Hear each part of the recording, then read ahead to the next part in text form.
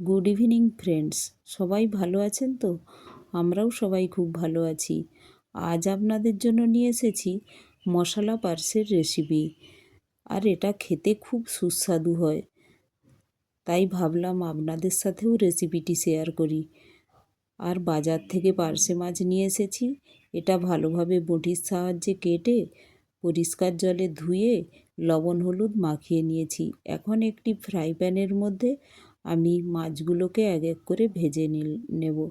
আর মাছগুলোর এক পাশটা ভাজা হয়ে গিয়েছে। এখন আমি মাছগুলোকে উল্টিয়ে নিয়েছি। এইভাবে সব মাছগুলো আমি ভেজে নেব। এই মাছটাতে প্রচুর পরিমাণে ভিটামিন ডি থাকে আর ওমেগা 3ও থাকে। তো বাচ্চাদের ক্ষেত্রে এই মাছটা খুব উপকার। আর এর মাছটা খুব সফট হয়, তো স্বাদেও মিষ্টি হয়। আর এটা এইভাবে ভাজা হয়ে গেলে আমি মশলা বানানোর জন্য নিয়েছি পেঁয়াজ, টমাটো আর সিমলা মির্চ একটু নিয়েছি, আর নিয়েছি জিরে পোস্ত পেস্ট।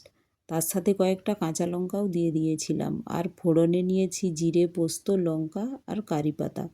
কারি পাতা দিলে একটু স্মেলটা খুব একটা উগ্র স্মেল থাকে, তো মশলায় উগ্র স্মেল খুব ভালো লাগে।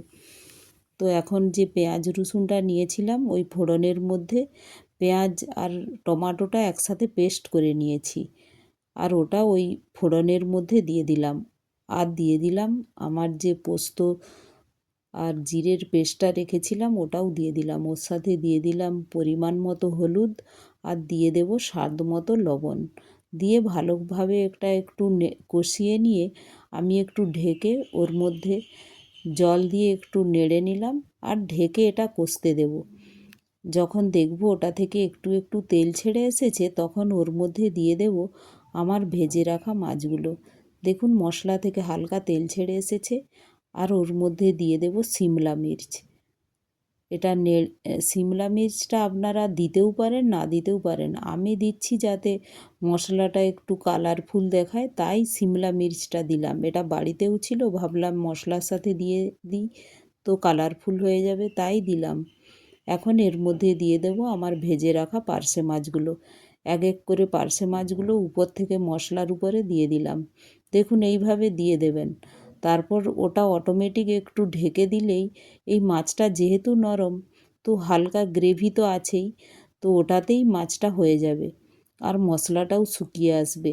আর এই মশলা পার্সে যেহেতু, তো গ্রেভি থাকছে না, এটা শুকিয়ে যাবে হতে। দেখুন কতটা কমে গিয়েছে। এইভাবে আমি ঢেকে ঢেকে মাছটা এটা হাতার সাহায্যে নাড়াচ্ছি।